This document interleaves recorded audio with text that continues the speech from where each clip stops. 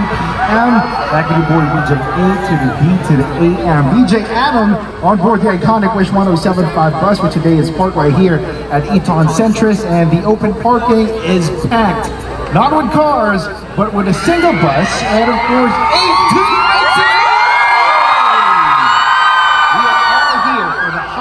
anticipated Wish Bus comeback of none other than the P-Pop Kings. We got Josh, Pablo, Stell, Justin, and Ken, collectively known as SB92. Good evening, everyone.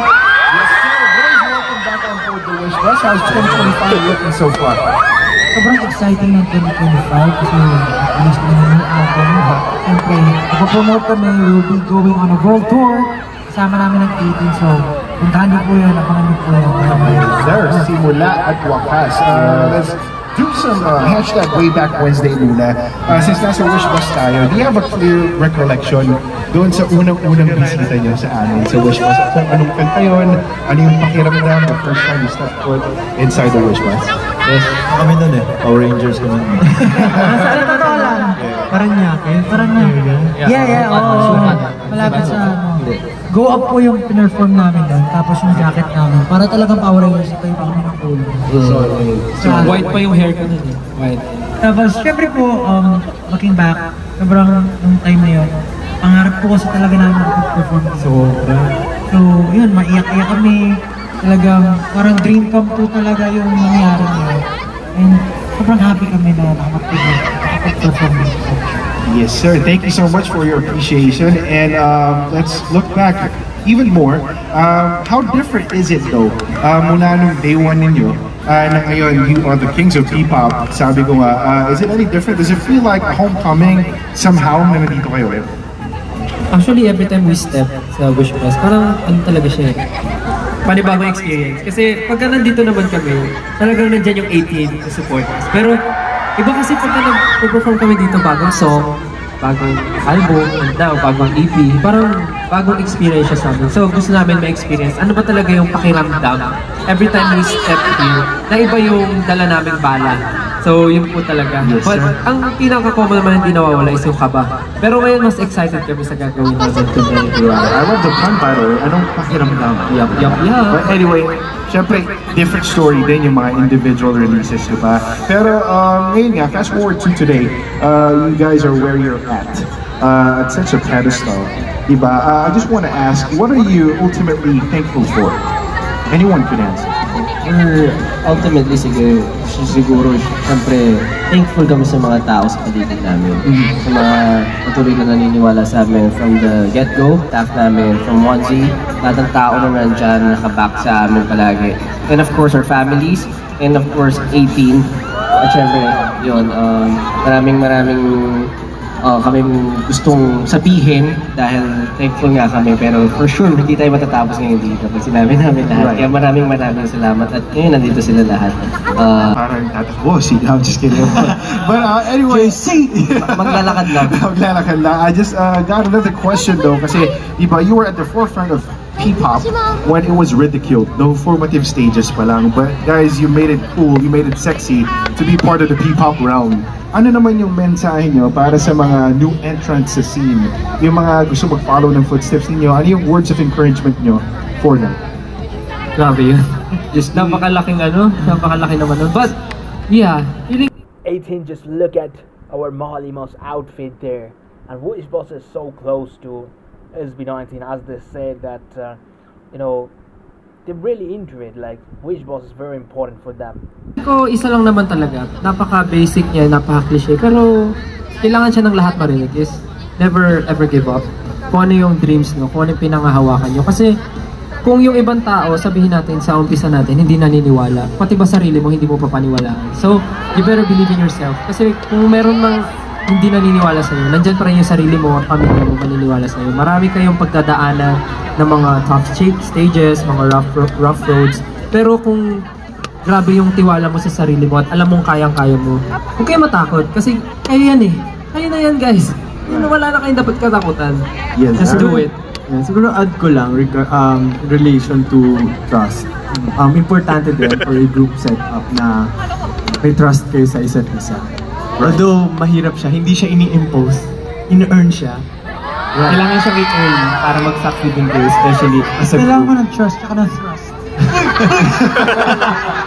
Right, and I do want to ask, kasi nga, diba, you are very closely bonded as compared to the other artists na nag-ooperate within groups. Parang sabi nila sa stage lang sila nakakapag-bonding. Kayo ba ano yung common form of bonding ninyo outside the bounds of stages and studios? Common to. I mean, feeling ko mag-agree lahat. Aha. Sa gym. Wow! Lahat na to. Lahat to nag-gym na. Lahat nag-gym. Pero, oo, talagang kanya-kanyang baon to. Ito nga isa, parang pa-instructor na eh. bawat galaw na, bawat galaw namin. Sa totoo lang. Ayan, ano mo yan? Ano mo ba yan? Hindi ka mag-perform mo. Kakainin mo. Dati ganito. Sa kanya na nga kami mag-apply eh. Dati hindi siya masyado nag-gym sa studio lang ngayon. Lagi, tara, punta tayo ng gym, Josh, Kagad, grabe yung nagalikin na yun, araw-araw. Really shows, by the way. Papa, you're gonna add something? Most times kasi work talaga everyday magkakasama kami sila. Right. Pero kung meron man yan, talaga. Gym. Pero online games, basketball, ganyan. Solid stuff. Now we are gonna get right down to the chase and speak about business. Simula at Wakas, you got a back-to-back concert on back-to-back evenings. What can the fans expect?